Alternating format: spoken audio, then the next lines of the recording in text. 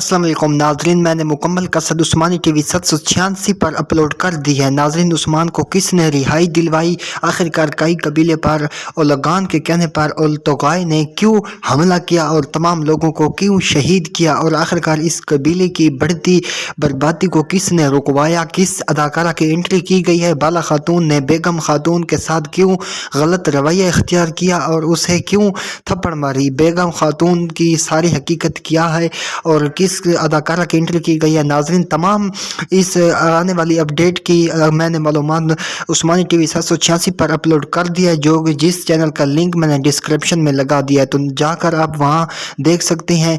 नाजरीन, आने वाली अक्सर इंतहाई इंटरेस्टिंग बन चुकी है। कई कबीला बिखर चुका है, मंगोलों ने तहस नहस कर दिया है। इस कबीले के अंदर आकर तमाम लोगों को मार दिया, कत्ले आम कर दिया। उस्मान को सौत में घसीट कर ले गए, तमाम काफिर मुतहिद हो गए।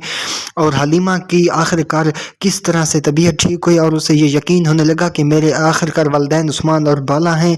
उस्मान ने किस तरह से मंगोलों की कैद में बहादुरी दिखाई और उनसे कैसे रिहाई हासिल की और बेगम खातून के साथ आखिर क्या हुआ, मुकम्मल अक्सात मैंने उस्मानी टीवी 796 पर अपलोड कर दिए, जिसका लिंक डिस्क्रिप्शन